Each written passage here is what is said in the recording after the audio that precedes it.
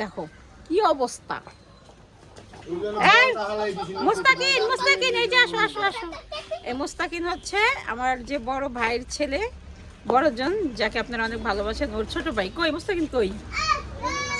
কই ওর আমার বড় ভাইয়ের ছেলেকে আপনারা অনেক সময় অনেক প্রশ্ন করেন যে আমার বড় ভাইয়ের ছেলেকে আমি কেন ওকে লালন পালন করছিলাম, তো তখন ওর মা রাগ করে চলে গিয়েছিল। এখন আবারও যখন এই ছোট ছেলের পালা আসছে, আজকে আবার বাসায় এসে শুনি এখন আবার রাগ করে চলে গেছে। এখন তো আমি জব করি, এখন তো আর এই ছোটটা আমার নিয়ে নিয়ে লালন পালন করা আমার পক্ষে সম্ভব না। কই গেল? এই মুস্তাকিন দেখা আমার কাছে। মুস্তাকিন এমন করে না।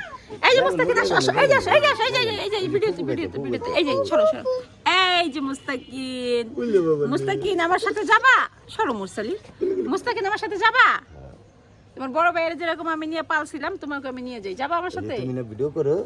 ইয়ে কি খুশি। আদা ইচ্ছে বাবার মারে কিভাবে? আমার সাথে যাবা? চলো চলো, দুই ভাইকে আমি লালন পালন করে দিই। বড়টারে লালন পালন করে দিছি, এখন বড় হয়েছে, এখন কামাই খায় সুন্দর মতো, ছেলের কামাই খায়। কিন্তু রাগ করে যাওয়ার সময় মনে ছিল না, এখন আবার ছোটটারে রাইখা রাগ করে চলে গেছে। তো অনেকে বলে ফুপুরা এরকম হয় সেরকম হয়। তো যখন নাকি ভাইয়ের বউরা রাগ করে গুসা করে চলে যায় বাপের বাড়ি, তখন কিন্তু ফুপুরাই ওই ভাইয়ের বেটা ভাইয়ের বেটিদেরকে লালন পালন করে। এটা কিন্তু চরম সত্যি কথা।